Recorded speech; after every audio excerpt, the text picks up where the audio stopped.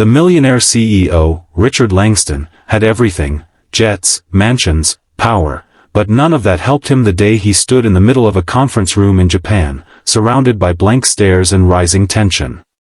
His team's translator had suddenly fallen ill, and with an international merger hanging by a thread, time was against him. His face flushed. Sweat formed under his collar. He tried his best to mime a few words, but all he got were polite smiles and puzzled expressions. Millions of dollars and months of negotiations were slipping away in real time, and his team sat frozen, helpless. In the back of the room, unnoticed, a woman in a simple uniform was quietly wiping down the windows. Her name was Aiko, a cleaning staff member nobody really spoke to.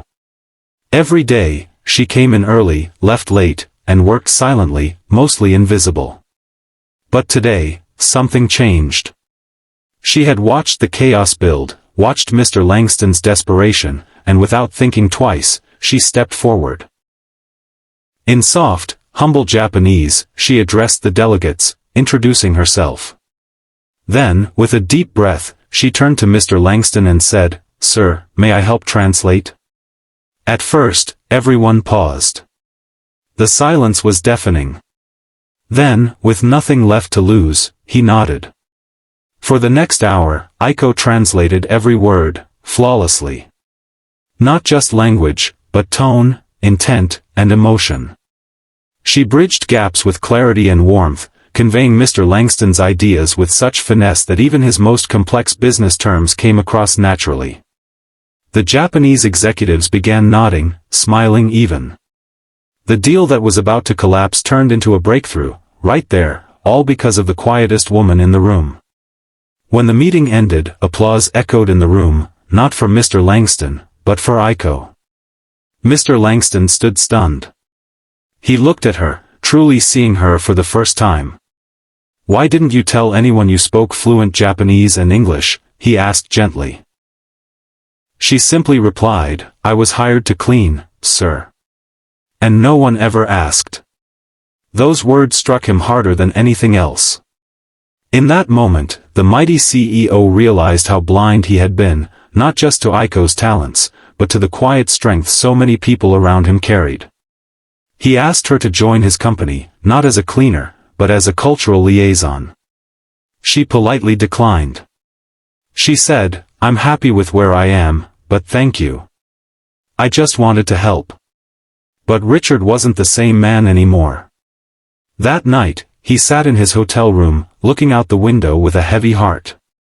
How many people like Aiko had he walked past in his lifetime?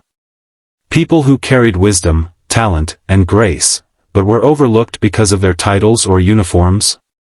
He returned to New York a changed man. He started a program within his company to find hidden talents among the support staff, janitors, drivers, kitchen workers. He called it Voices Unseen. Over the months, dozens of employees were promoted, mentored, and empowered to speak. Some turned out to be multilingual. Others had engineering degrees but had migrated and couldn't find jobs in their field. One woman, a lunch lady, helped redesign the company's cafeteria to be more sustainable and healthy. News spread. Other companies followed. It became a movement, sparked not by a millionaire's idea, but by a cleaner's simple act of kindness and courage. As for Aiko, she kept her job, still cleaning windows with a quiet smile. But now, every executive in the building bowed slightly when she passed. And every young intern, wide-eyed and new, was told the story on their first day: never ignore the quiet ones. They might just save your career. And the CEO? He told that story at every conference, every interview, every speech. Not as a tale of business success, but as a confession, of a man who nearly lost everything until he was saved by kindness.